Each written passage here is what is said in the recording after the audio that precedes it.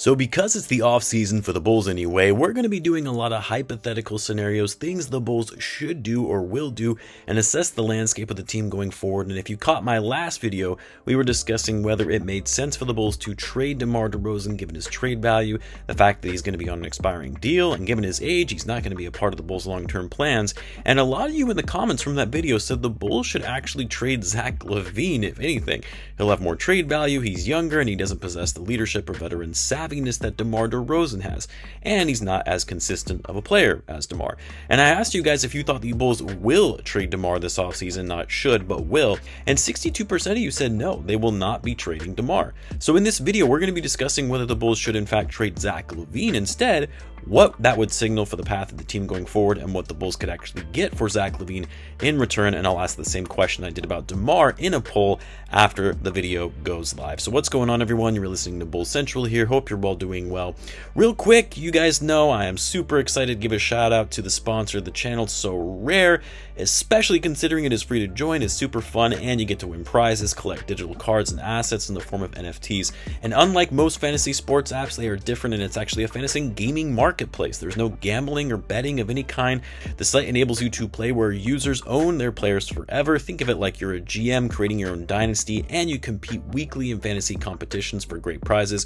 Users and owners are general managers of their team, making trades, buying and selling players, etc. And unlike other gaming sites or betting platforms, it doesn't cost you anything to play. You can start for free. I've created my own private league where you can compete and play against each other for prizes and offers, so check it out if you're interested. Join my private league. Link to that is in the description. We've got some great people in there, and thanks again to So Rare for sponsoring this video. Now, when the Chicago Bulls signaled a new direction for the team in triggering a rebuild by trading away Jimmy Butler on draft night of 2017 for Chris Dunn, the Timberwolves' 7th pick in the draft, which the Bulls used to select Lauri Markkanen and Zach Lavine. The idea was that these guys were going to be the new pieces to build your franchise around.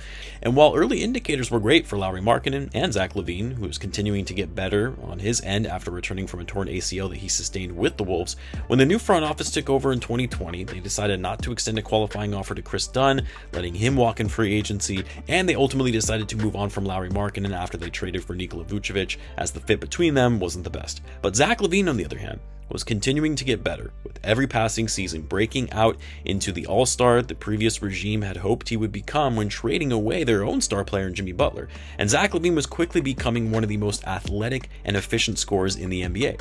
At the same time, though, there were a lot of criticisms of Zach Lavine, namely his lack of defense, especially playing off the ball defense, oftentimes not having the best awareness on the court and getting tunnel vision, especially in crunch time, and he's susceptible to committing turnovers. And so the question has always been, among Bulls fans, NBA fans, analysts, the media, can Zach Lavine be that guy?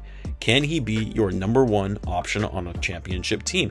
Can he take his game to the next level and be a superstar? Because look, there is no denying Zach Lavine is one of the better players in the NBA. He's an elite scorer, an incredible finisher at the rim with his explosiveness and quick first step in getting from the perimeter to the basket. He can finish at the rim but also shoot it from outside. And Zach Lavine has improved his overall defense. It's still not great, but it has gotten better on the whole since he first came to Chicago. Zach Lavine is an all-star in this league. I know he didn't make the all-star team this season, but with the way he finished the year, looking like he was back to his all-star form, he's an all-star in the NBA. But the challenge I think a lot of Bulls fans have with Zach Lavine is that as good as he's been, and he's been the Bulls' best player for most of his time with the team, Zach hasn't taken the Bulls to the next level. His game hasn't translated to winning basketball. Now again, that's not all on Zach Lavine, that's also a product of the roster built around him, which most of his career has not been good, but you also can't deny that for a player like Zach Lavine, who will be going into his 10th season in the NBA, has been to the playoffs once with one playoff win to show for it.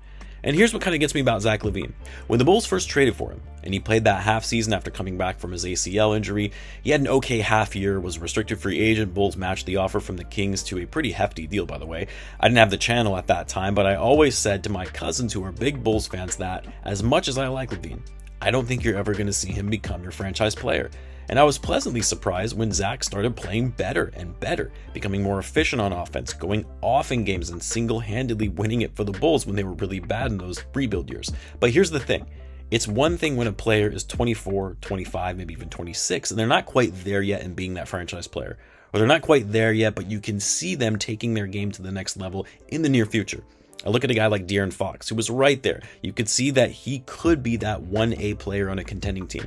And then he arrived. You've seen it this season in the way that he's leading the Sacramento Kings. Now, my hope is that Zach Lavine would eventually get to that point as he continued to round out his game. And while his performance post-All-Star break was incredible, there is something to be said about Lavine maybe hitting his ceiling. Like, it's very possible we've already seen the best of Zach Lavine. He's 28, will be turning 29 this next season. If he was going to be that guy, that number one option on a contending team, that franchise player, it would have happened by now. I'm not saying Zach has regressed, although to start the season he did, but more so that he's just topped out. Now, that's not some big issue that the Bulls need to solve for, because Zach Lavine hitting his ceiling and playing like he has been is still a very good player. That's an all-star level player. So it's a good problem to have. But the problem for the Bulls, which we talked about in the last video on what a trade for DeMar DeRozan would look like, the Bulls don't have a lot of options at their disposal. Not with the limited cap space they have and the trade assets that they have available to them to make meaningful upgrades to their roster. There are ways they can get creative, but it's going to be challenging. That's why for the Bulls to really make changes to their roster without simply running it back is to trade one of their best players. Now, I'm not an advocate for trading Zach Lavine. Yes, I'm critical of him, probably more so than other players because he's on a max contract, so I expect more from him. But for me, if you're going to trade one of Zach or DeMar, I'd rather trade DeMar DeRozan. Because of his age, he's not going to be a part of your long-term plans. And the Bulls really should be prioritizing their floor spacing and outside shooting, which DeMar doesn't give you.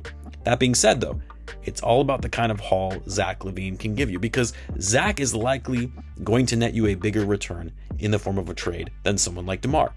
And the thing is, with the way the trade market is in the NBA right now, with it being so high and overvalued, with teams shelling out multiple unprotected first-round picks for fringe all-stars like DeJounte Murray and Rudy Gobert, like even for Donovan Mitchell, yes, he's a better player than Murray and Gobert, but still multiple first-round picks unprotected for Donovan Mitchell, not a top 10 player in the league, is a lot. And so the Bulls really would be wise on their end to take advantage of the high trade market and see what they can get for Zach Lavine for a team that is potentially willing to overpay for him. Now, there was this rumor going into the trade deadline that the Bulls and Knicks were exploring a trade that would send them, I believe it was 3 first-round picks, Quentin Grimes, Obi Toppin, Evan Fournier, and Derrick Rose, which really for salary filler. I can't remember if that was the exact package that was rumored. I feel like there might have been another player in there because the money might not work with Zach's salary. But if you can get a deal like that for Zach Lavine, especially when you've limited your ability to have future assets, yeah, you take that deal. 3 first-round picks and 2 young players, one of which I think still has a lot of upside potential in Quentin Grimes. Yeah, you take this trade all day. That being said, though, the rumor did come from Joe Cowley of the Sun-Times, who I don't consider to be a credible source. And when I had Casey Johnson on the channel shortly after the trade deadline, he said he can't comment on what other beat writers have heard, but on his end, he hadn't heard any talks regarding the Bulls and the Knicks leading up to the final week of the trade deadline. And that rumor came out the day of the trade deadline as having been discussed at that time. So take that with a grain of salt. That being said, it doesn't take away from the fact that Zach still has a lot of trade value, which, given how well he played post-All-Star break, is probably higher than what it was at the deadline when Zach was playing average basketball, for him anyway. And if you can get multiple first-round picks, especially for a team that doesn't have picks and young players, from a team like the Knicks, who I wouldn't be shocked might get desperate if they get bounced in the first round, which I think they will lose to the Cavs. They might get desperate and say, we need a third star. We need a big 3 to pair alongside Julius Randle and Jalen Brunson. Let's go all in on Zach Lavine. You might even say the same thing for the Lakers if they get desperate and looking to add another star-level scorer as well. So I do think there are avenues for the Bulls to take advantage of a team that is looking to make an all-in type move and mortgage their future for Zach Lavine.